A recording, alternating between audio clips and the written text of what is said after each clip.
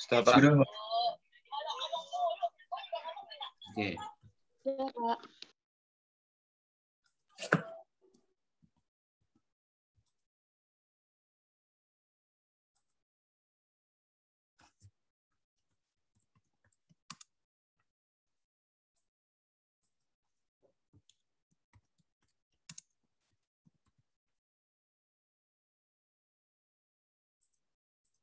Sebelum kita mulai, silahkan dipimpin doa dulu.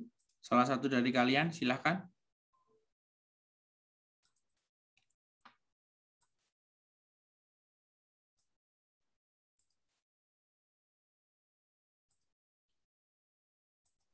Silakan dipimpin doa sebelum kita kuliah.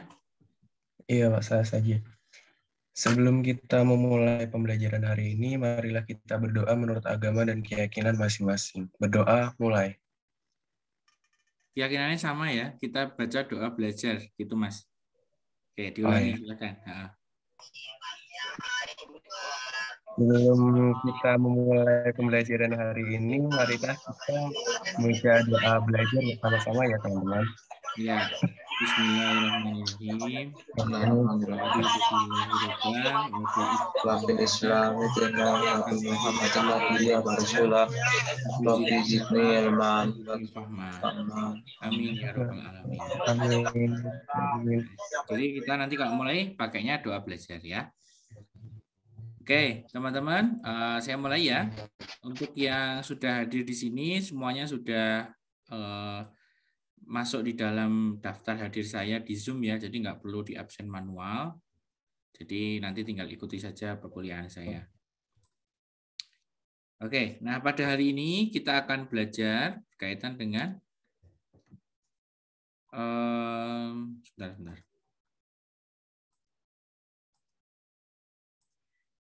Berkaitan dengan bentuk-bentuk bisnis ya.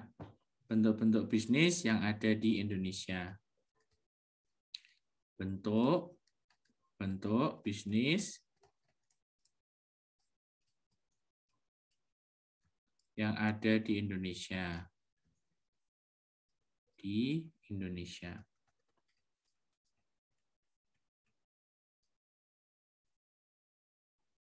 Oke, ya. Teman-teman semua, di part ini saya akan menjelaskan bentuk-bentuk ya. Nah, biasanya kalau teman-teman pernah ke mana ya? Ya, sebenarnya di Salatiga juga ada, di Semarang ada. Mungkin kalau semakin besar kotanya, maka semakin banyak ya perusahaan-perusahaan yang ada. Nah, kalau teman-teman pernah dengar ada sebuah perusahaan depannya kok PT apa, PT XXX ya, atau apa, macam-macam ya. Nah, itu disebut dengan perseroan terbatas. Perseroan terbatas. Nah, teman-teman semua, yang namanya perseroan terbatas ini itu di latar belakangi kenapa kok terbatas, kan yang pertanyaannya itu ya sekarang ya. Mengapa terbatas? Nah, jadi mengapa terbatas itu artinya adalah ada pisah batas antara pemilik dengan uangnya atau uang modal usaha. Oke. Jadi mengapa kok perseroan terbatas? Ya, karena di perseroan terbatas ini lebih menguntungkan karena dia terdapat pisah batas antara pemilik dengan uang yang dijadikan modal usaha. Ya, misalnya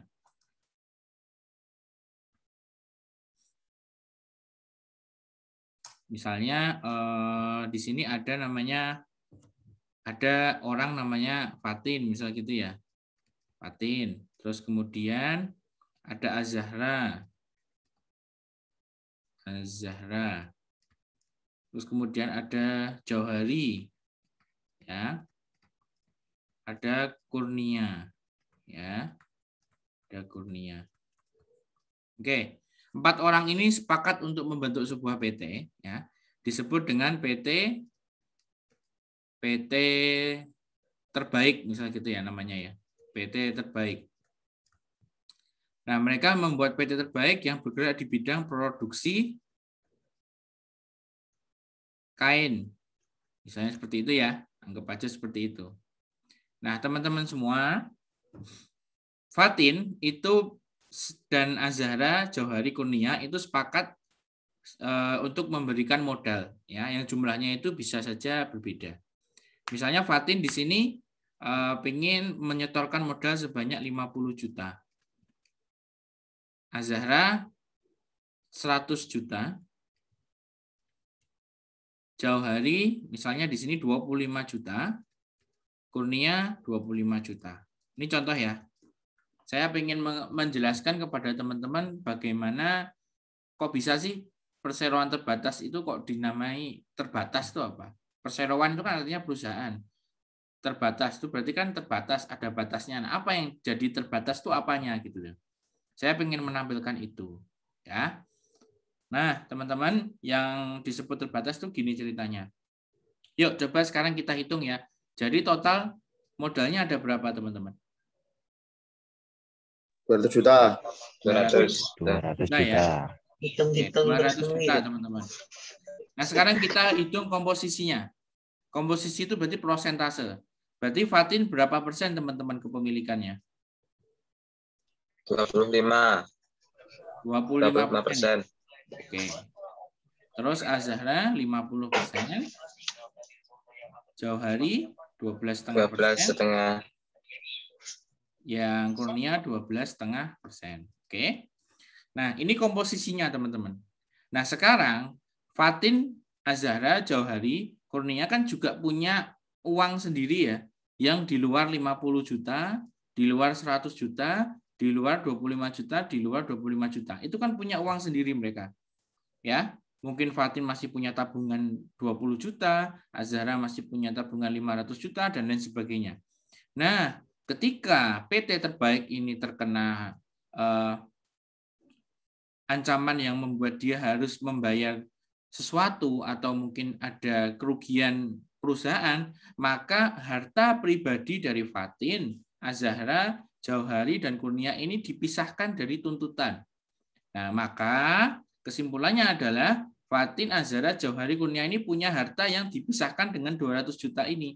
Jadi kalau ada apa-apa dengan perusahaan PT Terbaik, itu tidak bisa mengambil harta pribadi dari Fatin, Azhara, Jauhari, dan Kurnia. Gitu maksudnya. Yang bisa diambil apa? Ya 200 juta ini. Jadi 200 juta inilah yang akan bisa digunakan untuk membayar segala kewajiban yang terjadi dalam PT Terbaik. Gitu. Ya. Jadi misalnya Fatin masih punya duit di bank 20 juta. Maka 20 juta ini nggak boleh diberikan kepada PT Terbaik.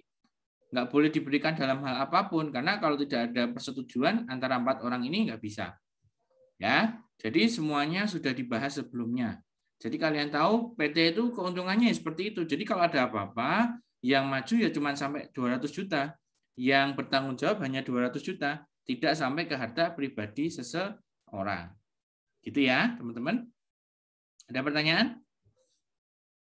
Oke, saya rasa jelas ya. Jelas. Yang kedua adalah CV. CV ini kepanjangannya bahasa Belanda sebenarnya. Jadi kalian nggak perlu ini ya. Nggak perlu tahu ya, CV nanti bisa di googling apa gitu.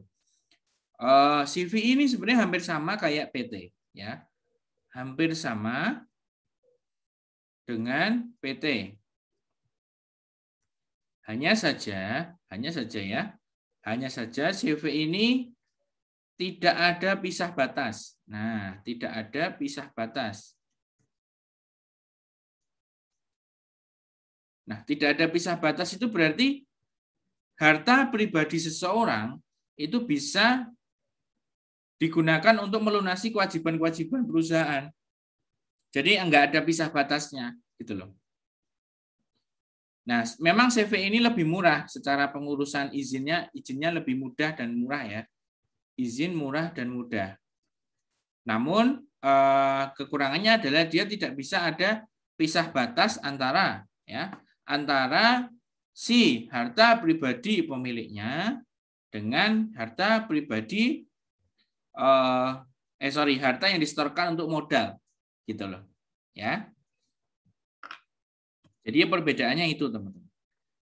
Kalau yang PT itu ada pisah batasnya. Jadi kalau kalian lihat di jalan ya, PT Bank Sentral Asia, PT Mayora, PT Jarum, itu berarti ada pisah batas teman-teman antara pemiliknya. Paham ya teman-teman ya? Oke, sebelum saya lanjutkan ya, saya mau lanjutkan yang bagian PT tadi ya. Ada yang ketinggalan. PT ini dibagi dua teman-teman ya. Jadi PT itu ada dua. Yang satu tertutup, yang satu terbuka. Apa yang tertutup Pak? Apa yang terbuka Pak? Gitu. Nah saya jelaskan habis ini. Jadi ada PT yang cenderung tertutup dan ada yang cenderung terbuka. Ya. Nah apa aja itu? Nanti saya jelaskan.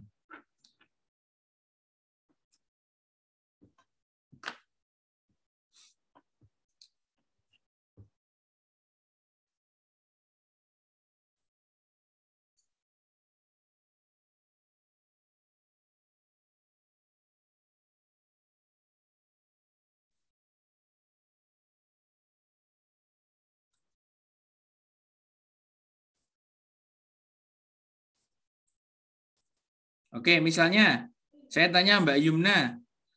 Mana Mbak Yumna ada ya? Ada, Pak. Ya, Mbak Yumna. Sebutkan PT-PT yang Mbak Yumna tahu di sekitar Mbak Yumna atau di koran atau apa. Yang Mbak Yumna tahu apa PT contohnya? PT Nisin. Oke, Nisin. Ya. Apalagi coba? Indofood. Indofood kepanjangannya apa Mbak? PT-nya? Indofood Sukses Makmur ya. Ya. Ya. Apalagi? Ada lagi satu lagi Mbak, apa Mbak? PT Selalu Cinta Indonesia, Pak. Oh iya. Oh, dekat rumah ya? Iya. Oh iya. Oke. Itu contoh-contohnya ya teman-teman ya. Nah sekarang kalau saya menceritakan kepada kawan-kawan berkaitan dengan yang sudah kita pelajari tadi, ya ada siapa sih tadi yang bikin perusahaan PT Terbaik tadi ya. Nah PT Terbaik itu tadi nih ya, itu dikatakan perusahaan tertutup. Kenapa? Karena tidak ada kepemilikan masyarakat. Nah gitu ya. Jadi tidak ada kepemilikan masyarakat, ya.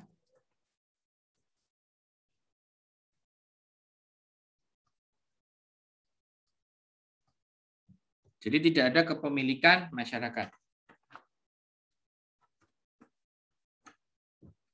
Nah, sedangkan terbuka itu ada kepemilikan masyarakat.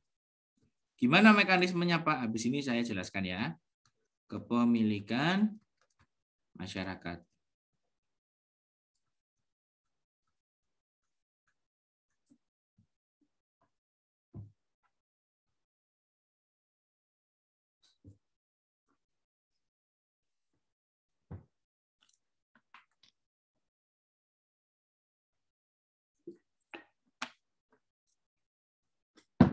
Oke, kita kembali ke contoh yang ini ya. Saya mau jelasin nih kepemilikan masyarakat gimana. Misalnya nih, Fatin Azhara Jauhari setuju untuk mendapatkan pendanaan baru, ya, pendanaan baru. Butuh suntikan modal melalui penjualan saham atau kepemilikannya. Nah, maka muncul nih orang kelima, yaitu masyarakat yang akan membeli saham atau kepemilikan dari perusahaan ini, ya. Misalnya nih, misalnya sekarang misalnya si Fatin Azhara Jauhari Kurnia sepakat untuk membutuhkan uang sebanyak tambahan 100 juta. Oke, 100 juta. Jadi total nanti angka yang masuk adalah 300 juta. Oke. Nah, sekarang komposisinya kan jadi berubah, teman-teman. Si Fatin sudah enggak lagi 25%. Si Azhara sudah enggak 50% lagi. Jauhari juga sama, Kurnia juga sama, karena ada masyarakat di sini. Ya, ngerti ya? Karena ada masyarakat di sini, maka ini akan berubah komposisi yang ini 25%, 50%, 12,5%, 12,5% itu berubah. Ya. Oke, berubahnya gimana Pak? Yuk coba kita hitung ya. Cara menghitungnya gimana? Udah bisa nggak? 50 juta dibagi berapa sekarang? Bukan dibagi 200 tapi dibagi berapa? 300. Dibagi 300 juta. Coba Mbak Azahra tolong dihitungkan Mbak. 50 juta bagi 300 berapa? Mana Mbak Azahra masih ada? Azahra ada? Masih, masih. Oh ya, silakan Mbak Azahra. Coba dihitungkan ya. 6. Berapa? 6. 6% berapa? 50. Iya, 50 dibagi 300 berapa?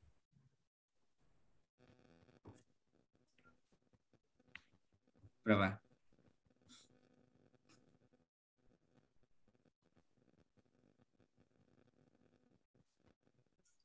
$0,16. 0,16 ya, sekitar 16% ya. Iya. 16%. Kalau ini 100 juta berarti berapa? Mas Jauhari bisa menghitungkan? Kalau 100 juta berarti berapa persen, Mas?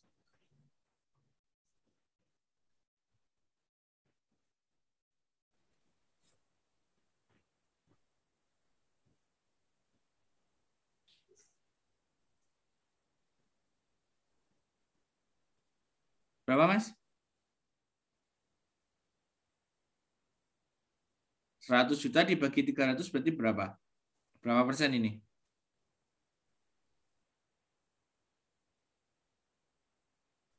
Gak dengar suaranya ya? Coba yang lain deh. Siapa ya? 3,3 Pak. 33% ya? 33 Pak. Oke, sekarang kalau Jauhari berapa? Mbak Indah Lestari, bisa tolong dihitungkan kalau 25 juta dibagi 300 berarti berapa? 8,3%. 8,3% ya? Iya. Dan lain sebagainya. 8,3%, terus kemudian di sini 33% ya. Sama kan? Oke.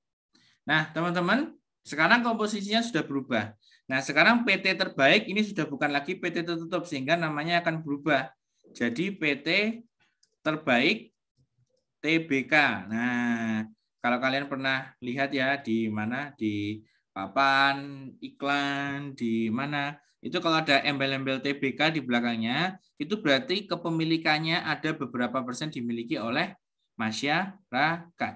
Gitu.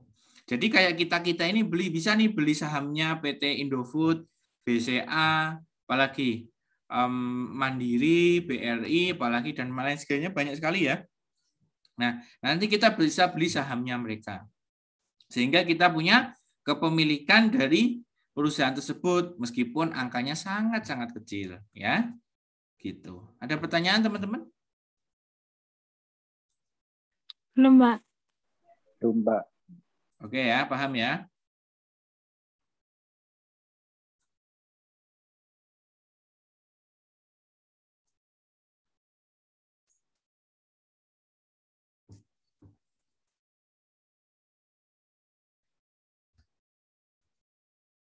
Nah, teman-teman, saya lanjutkan ya.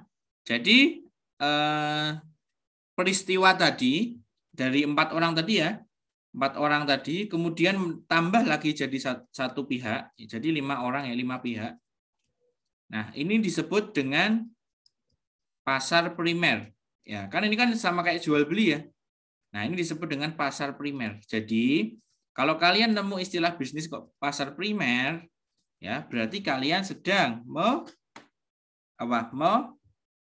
membahas berkaitan dengan pasar yang pertama, dari tangan pertama. Ya, contohnya kayak tadi yang sudah saya jelaskan bahwa kalau kita itu pemilik asli tadi ada 4 orang, ya, kemudian tambah satu lagi jadi 5. Nah, maka perpindahan itu disebut perdagangan atau penjualan di pasar primer atau tangan pertama. Ya, tangan pertama.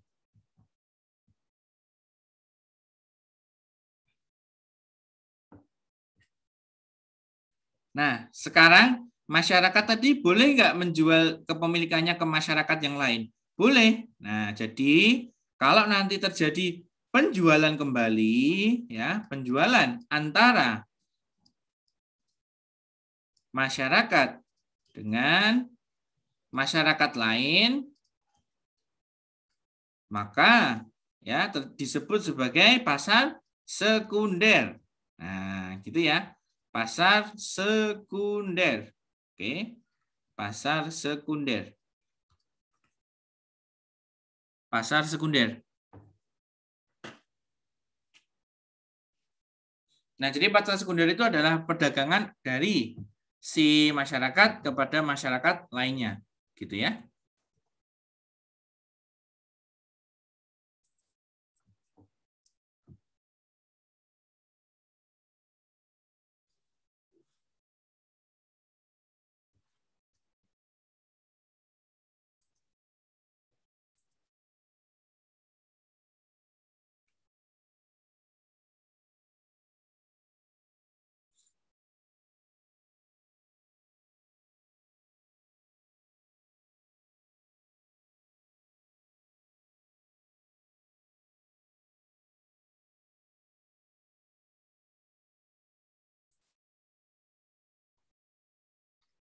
Ada pertanyaan, teman-teman?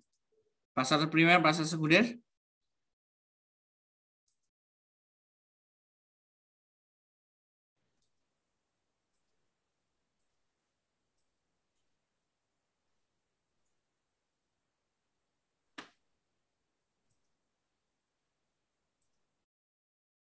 Oke, lanjut ya. Oke, kita lanjut ya.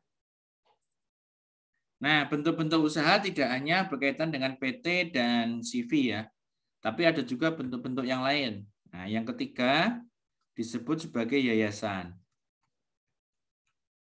Pernah dengar ya yayasan ya? Nah, yayasan itu berdirinya gimana sih? Kan gitu ya. Jadi yayasan itu biasanya untuk tujuan sosial, di mana bentuk seperti ini biasanya itu digunakan untuk tujuan non-profit organization atau dia tidak mencari keuntungan.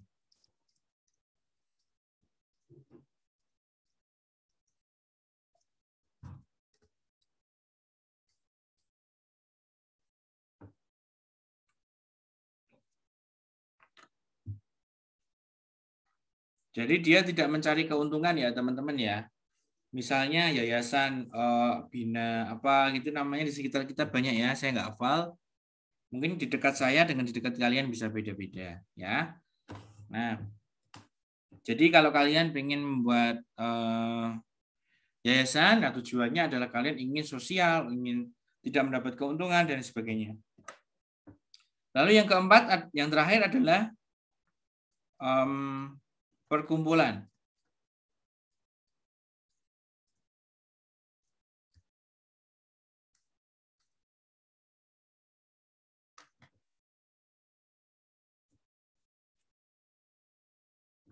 Nah, perkumpulan itu berhubungan dengan sama kayak yayasan, dia non-profit organization. Non-profit organization.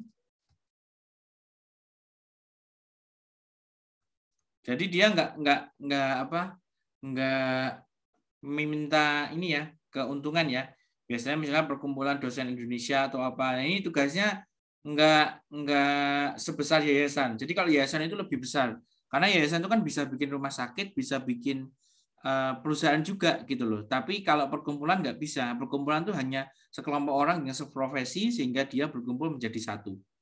Ya kayak geng gitulah cara-cara nih ya. Geng versi resmi gitu. Itu namanya perkumpulan. Geng versi resmi. Jadi nanti kalau kalian punya teman ya bikin aja perkumpulan apa gitu juga bisa. Artinya kelompok kalian itu kan resmi gitu loh, terdaftar di notaris dan sebagainya. Nah, semua ini berhubungan dengan notaris ya teman-teman ya. Jadi nanti kalau kalian pengen bikin perusahaan, mau bentuknya PT, CV, yayasan atau perkumpulan, kalian akan mengajukannya ke notaris. Urus yang pertama ke notaris ya. Ke notaris. Untuk PT biasanya sekitar 7 juta biaya pengurusannya.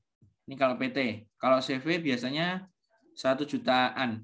1,5 juta lah, kurang lebih ya. Kalau yayasan itu biasanya sekitar 2,5 juta biasanya. Pengurusannya ya, pengurusan legalnya. Kalau perkumpulan saya kurang tahu. Nah, kurang lebih itu ya. Kalau kalian mau membuat sebuah perusahaan ya. Nah, ini di sini kalau PT ini 7 juta cuman ngurus, tapi ada minimal asetnya kalau nggak salah 100 juta kalau nggak salah. Minimal asetnya.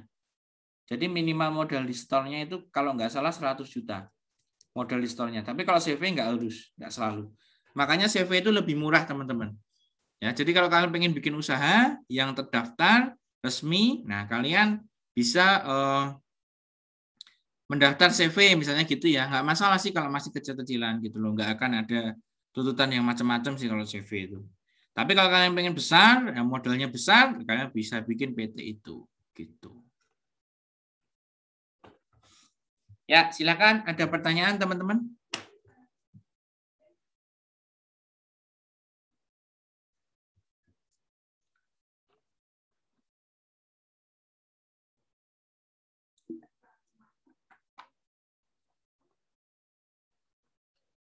Pak, saya izin bertanya tentang yang PT. Ya. Kan tadi PT itu ada batasan antara pemilik dengan modal usaha. Ya. Bagaimana jika suatu PT mengalami kerugian, mengalami bangkrut atau gulung tikar, dan bagaimana PT tersebut membayar uang PHK para pekerja, sedangkan uang-uang tersebut sudah dibuat untuk membayar kerugian. Oke. Nah, teman-teman, yang namanya aset itu kan tidak hanya uang ya. Jadi PT itu terbentuk tidak hanya uang 300 juta tadi. Tapi dia juga punya tanah ya. Mungkin dalam bentuk uang tunainya adalah 300 juta. Sedangkan tanah mungkin senilai 1 miliar. Misalnya seperti itu ya. Nah, jadi kalau misalkan uangnya udah nggak ada, ya kita harus jual tanah gitu. Harus jual mesin, itu namanya proses likuidasi ya. Likuidasi artinya adalah proses penjualan perusahaan. Nanti kita bisa jual ke siapa yang memang mau melanjutkan atau bagaimana. Jadi sebenarnya kasus-kasus tentang bisnis itu banyak banget yang berkaitan dengan ini ya, likuidasi ya. Ada juga yang bangkrut, itu banyak banget. Perusahaan itu nggak selalu sempurna. Jadi banyak banget usaha yang seperti ceritanya Mbak Kurnia itu. Nah, maka caranya gimana ya? Dijual. Tanahnya dijual, mesinnya dijual, semuanya dijual. Gitu. Nah, kalau misalkan dia itu yang menjadi pertanggungan adalah utang, gaji dan sebagainya, itu harus diselesaikan dulu. Utang itu nomor 1 gitu. Bukan dari sahamnya. Gitu ya, Mbak ya? Iya, Pak. Terima kasih. Ya, oke. Ada yang lain silakan. Yuk.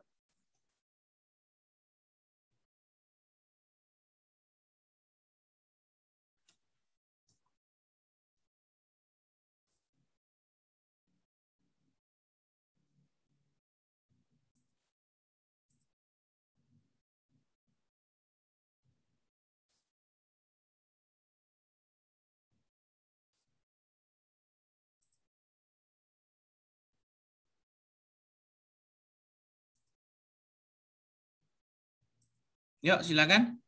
Assalamualaikum warahmatullahi wabarakatuh. Pak, saya izin bertanya. Waalaikumsalam warahmatullahi wabarakatuh. Itu kan tadi yang PT itu kan bayar ke notarisnya 7 juta. Dengan maksimal yang dihasilkan itu 100 juta. Nah, apakah selanjutnya itu kita masih berhubungan dengan notaris, misal ada pembayaran selanjutnya atau enggak? Oh, ya. Yang 100 juta itu bukan yang dihasilkan, ya 100 juta itu aset. Nilai asetnya minimal. Ya, kalau tadi di cerita saya tadi asetnya berapa? 300 juta kan? Nah, kalau yang 100 juta itu asetnya yang didaftarkan itu minimal segitu. Nah, apakah nanti ada pembayaran lain? Ya mungkin ada. Cuman kalau pengurusan pendirian PT itu kurang lebih segitu ya untuk pengurusan notarisnya.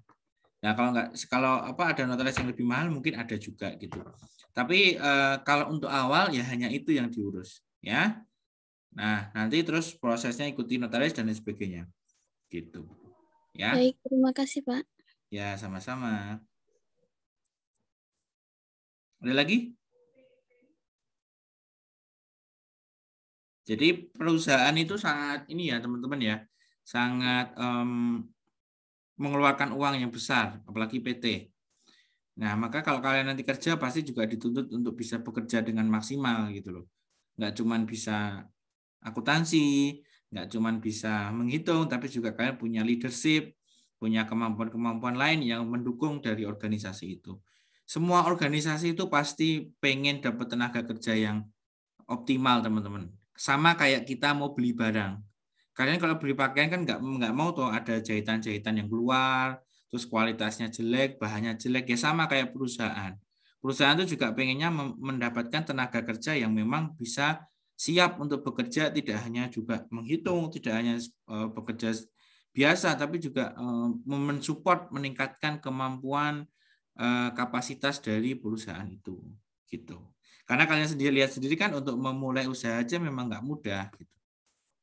Ya, misalnya kalian mau punya usaha kecil, terus kalian daftarkan juga bisa. Bentuknya apa dong? Misalnya mau dibuat dalam bentuk CV, ya nggak masalah. Nanti pemiliknya hanya kalian, nggak apa-apa. Gitu. Cuman kan harta kalian jadi masuk di itu, di nilai pertanggungan kalau ada apa-apa. Assalamualaikum, waalaikumsalam. Izin bertanya Pak, untuk CV minimal aset sampai berapa Pak? Biasanya CV itu hanya 1 juta 2 juta, jadi nggak mahal teman-teman ya. Hanya 1 juta 2 juta, jadi nggak mahal CV itu. Kalian bisa bikin sekarang aja bisa bikin gitu ya. Nah, jadi itu yang membuat CV jadi mudah untuk dibuat ya, karena memang dia bisa kita gunakan untuk memulai usaha dulu. Misalnya kalian budgetnya tipis nih, saya bikin CV dulu Pak, nanti bisa diganti PT, nggak bisa dong. Alih bentuk itu bisa ya, misalnya dulu CV, sekarang PT itu bisa. Misalnya awal-awal kalian modalnya minim, bikin CV dulu, terus kemudian nanti udah besar, lama-lama bikin PT. Nah itu bisa, seperti itu ya. Nah, kalau CV memang lebih mudah, tapi cuman ya itu kendalanya dia tidak ada pisah batas. Nah, kenapa sih kok kita perlu memformalkan usaha kita ya? Itu kan legal ya, legal itu kan hukum. Bagaimanapun kalau usaha kita kuat kan artinya kita juga dipandang masyarakat, dipandang konsumen, itu kan lebih mapan ya, karena usaha kita kan usaha yang sudah resmi gitu loh, terdaftar di notaris dan lain sebagainya gitu. Manfaatnya seperti itu, dan untuk jangka panjang juga bisa lebih bagus gitu. Oke, yang lain silakan, ada yang tanya lagi?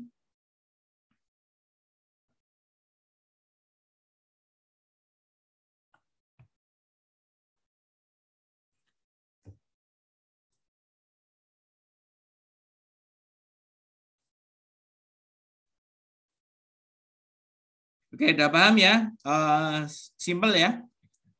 Rencana kita akan ada nanti, mungkin saya dengar-dengar kita itu mau tatap muka ya. Tergantung nanti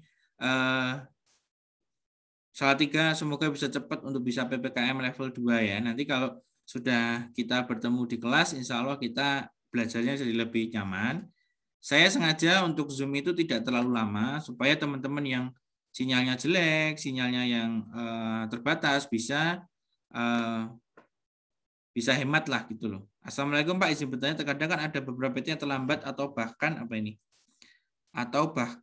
tidak membayar gaji karyawan. Nah, itu apakah ada tindak lanjut lagi dari perusahaan atau pihak terkait? Maksudnya gimana? Mungkin maksudnya kalau gajinya terlambat ya gimana ya teman-teman ya. Kadang perusahaan itu juga ya kamu mau apa enggak kan gitu. Ya memang keadaannya seperti ini. Makanya kita itu dituntut untuk mencari pekerjaan atau tempat perusahaan kita bernaung itu yang bagus, yang gajinya juga enggak telat, yang bisa memberikan kompensasi yang sesuai dengan janjinya gitu loh. Kalau kita misalnya sudah memberikan yang terbaik, tapi kok seperti itu ya silahkan cari yang lain. Tapi kembali lagi sebenarnya kan kembali lagi ke sumber daya manusianya perusahaan itu toh, ya enggak? Kalau kitanya bekerja dengan baik, teman-teman yang lain juga baik, maka perusahaannya kan juga akan baik. Kalau perusahaannya baik, maka juga dia bisa akan memberikan gaji dengan baik juga. Maka ya kalau kalian kerja, pilihlah perusahaan yang baik. Artinya ya gajinya ya nggak terlambat, paling nggak gitu dulu aja gitu. Gitu ya. Menyambung yang tadi, karena Zoom itu saya biasanya cuma sebentar, biar nggak ini ya, biar nggak menyedot kuota terlalu banyak. Kalau saya sih pakai WiFi jadi nggak masalah, tapi kalian kan teman-teman ada yang mungkin pakai kuota internet, HP dan lain sebagainya kan kasihan. Maka kita sebentar aja ya Zoom-nya. Insya Allah minggu depan kita akan lanjutkan melalui YouTube atau mengerjakan soal gitu. Nah nanti mungkin sebentar lagi kita akan tatap muka, tapi saya kurang tahu kapan. Doakan saja semoga cepat bisa ketemu sehingga kita bisa belajar dengan maksimal. Nanti kita kenalannya kalau udah ketemu aja ya, kalau gini kan terlalu lama gitu. Assalamualaikum Pak, izin bertanya untuk yayasan tadi kan tujuannya untuk sosial, tidak mencari apa ini? Keuntungan, sangat berbanding-terbalik dengan tujuan bisnis itu mencari keuntungan. Lalu bagaimana yayasan bisa masuk dalam bentuk bisnis padahal tidak mencari keuntungan? Ya bisa, karena yayasan itu tidak mendapatkan keuntungan, tapi dia mendapatkan pendapatan. Apa bedanya? Pendapatan itu penerimaan. Kalian tahu keuntungan itu apa? Keuntungan itu selisih dari pendapatan dikurangi biaya. Jadi kalau di yayasan pendapatan itu sama dengan biaya, sehingga Mbak Bu titiknya impas ya, sehingga yayasan ya tetap dia harus bisa menghidupi dirinya ya, menghidupi dirinya untuk bisa beroperasi. Jadi enggak semuanya disumbangkan, enggak. Tapi juga untuk operasional juga bisa gitu. Tapi dia enggak ngambil keuntungan. Biasanya pendidikan yang seperti itu, yayasan pendidikan misalnya yayasan kursus, yayasan apa? Universitas yang swasta kan juga dia bentuknya yayasan. Nah, maka antara penerimaan dengan biaya operasional itu sama. Jadi nol, impas gitu loh. Nah, itu juga salah satu bentuk usaha, bentuk bisnis tapi yang sifatnya non-profit organization. Kalian harus tahu itu karena itu juga banyak di tempat kita, di sekitar kita tuh menjamur juga gitu loh. Nah, kalau CV sama PT kan ada selisih antara pendapatan yang diterima dengan biaya yang dikeluarkan. Nanti selisihnya adalah keuntungan. Nah, itu disebut dengan keuntungan.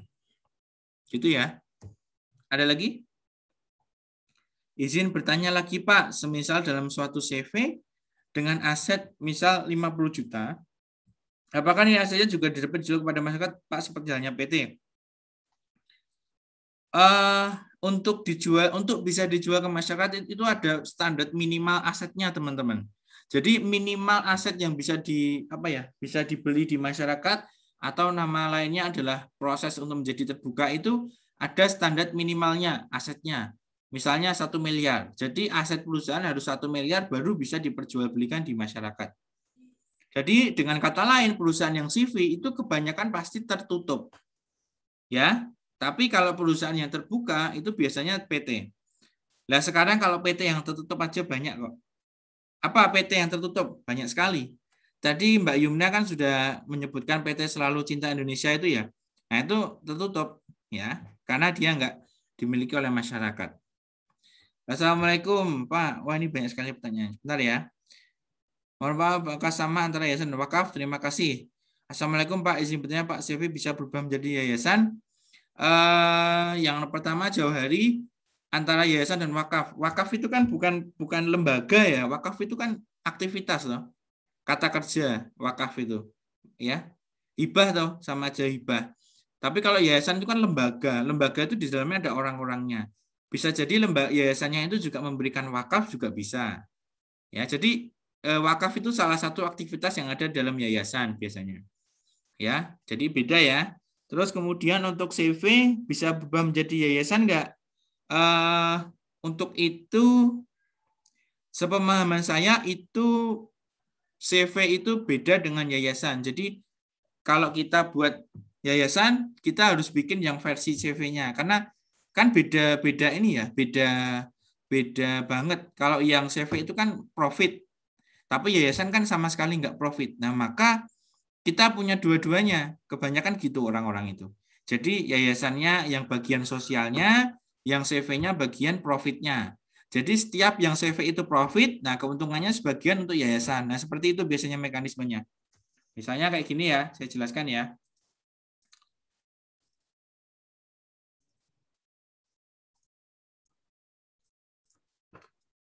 Jadi CV kan untung misalnya 5 juta, terus dia punya yayasan.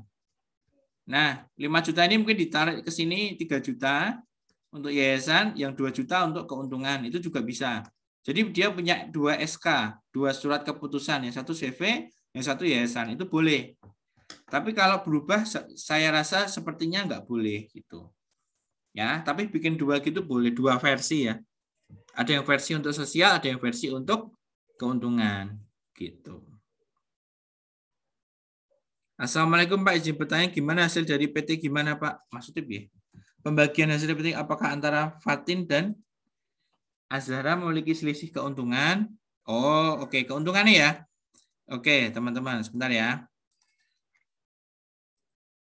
Nah, teman-teman, bagaimana keuntungannya? Misalnya nih ya, pendapatan selama selama tahun 2020 sebanyak 1 miliar. Ya, biaya sebanyak 650 juta. Jadi laba bersihnya berapa, teman-teman? Berapa, Mbak? 350 juta. 350 juta. Oke. Nah, 350 juta ini keuntungan bersih, teman-teman. Nah, sekarang pertanyaannya ada 2. 1, berapa persen akan dibagikan ke pemilik? Berarti ke Azhara, ke 4 orang tadi ya. Atau berapa persen ditahan? Misalnya nih 350 juta, yang 100 juta mau dibagikan ke 4 orang tadi, yang 250 mau ditahan. Namanya ditahan itu berarti disimpan ya teman-teman ya, untuk periode berikutnya. Ya, ini ditahan, disimpan. Berarti sekarang tinggal 100 juta.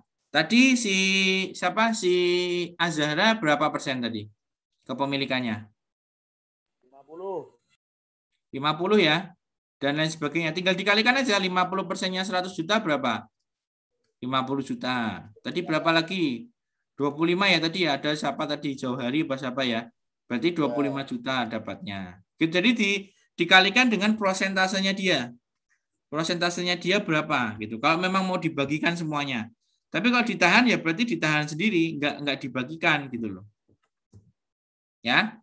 Jadi tergantung proporsinya. Gitu. Gitu ya, Gilbran tadi yang tanya.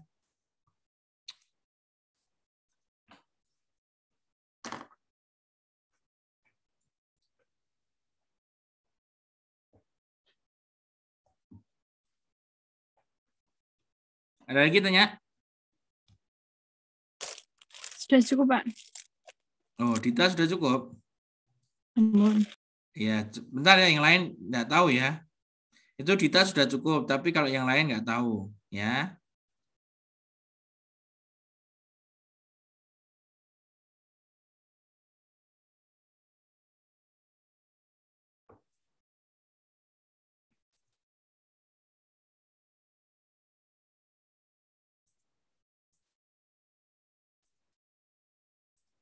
Ini rekamannya saya taruh di YouTube ya, nanti bisa dilihat.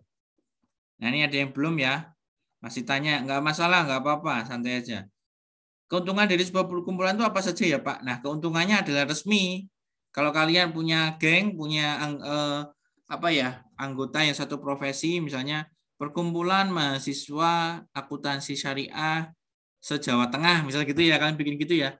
Bagusnya apa? Ya kalian resmi, kalian punya formalitas, kalian terdaftar benar, jadi kalian bukan organisasi ilegal. Semuanya ada surat-suratnya, tujuannya apa gitu. Ya untuk formalitas saja sebenarnya. Gitu. Jika aset suatu PT sudah habis misalnya habis terkena bencana dan PT masih memiliki tanggungan gaji karyawannya, itu dibayarnya bagaimana Pak?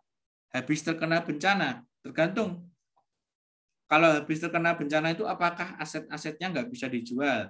Kalau terkena bencana itu kan yang hancur kan bangunannya, tapi tanahnya masih ada, bisa dijual. Ya, apalagi mungkin simpanan di bank masih ada ya dijual buat memenuhi gaji karyawan. Kan gaji karyawan itu juga nggak banyak toh. Kalau dibandingin sama aset perusahaan kan paling cuma 5%, 3% toh. Kan kecil. Aset perusahaan itu kan gede teman-teman, miliaran. Sementara gajinya paling cuma berapa? 100 juta untuk total semua karyawan. gitu. Jadi jangan berpikir kok jadi susah gitu, enggak. Tergantung perusahaannya itu asetnya biasanya kan besar gitu. Gitu ya. Oke, terima kasih teman-teman. Saya lanjutkan minggu depan ya. Kita baca doa kafaratul majelis. Subhanakallahumma wa bihamdika asyhadu an la ilaha illa anta astaghfiruka wa atubu ilaik. Terima kasih teman-teman semua. Wassalamualaikum warahmatullahi wabarakatuh. Waalaikumsalam warahmatullahi wabarakatuh. Terima kasih, Pak. Terima kasih, Pak.